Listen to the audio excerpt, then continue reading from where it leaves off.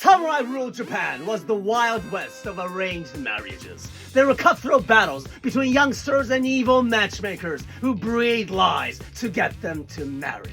During the Edo period, marriage was particularly important for wealthy households because they needed their offspring to inherit their family business. So they asked their connector-type acquaintances to be matchmakers. Now, these matchmakers got a commission fee for every successful marriage, and it was about a few $1,000s in today's money. It was pretty big. So there are loads of haikus raining for this time that suggest that some of these matchmakers went for the money. 嫁の年、すてがねほどは嘘をつき. The bride's age is stretched as many as the prelude bells. In the Edo period, people were notified the time by the number of times the town bell was rung. And to get everyone's attention, the bell was rung 2 or 3 times beforehand as a prelude. So it's saying that matchmakers would typically stretch the age of the candidates by 2 or 3 years. I believe she was the same age as you are. But don't worry, she's a very, very mature lady.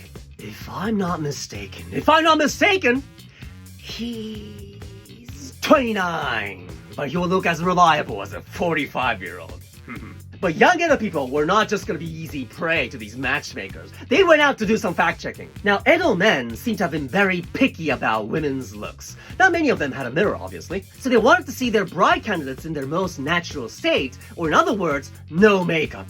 Because men, even now, cannot tell between no makeup and natural makeup. So on rainy days, these Edo men would pretend to wait for the rain to stop near their candidate's house so that they can spy on them. Some men even disguise themselves as traveling monks who look like this so that they could spy on the girl. But girls knew these guys were coming to see them, so they dressed in their best kimonos, made sure their makeup was perfect, and sat by the window gracefully. Meanwhile, matchmakers were a man on a mission.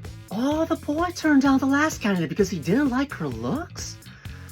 It seems like someone needs to learn the harshness of the real world in a pre-modern society.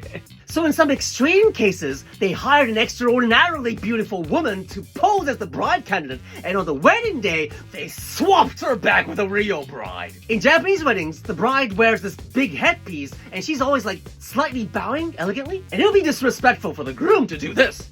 And there was no electricity back then, so at night, there was only candlelight. It's very dark. So it was likely the morning after, under the sunlight, the groom found out what had happened. Okay, so a gentle reminder that we live in the best time in human history where we actually have choices.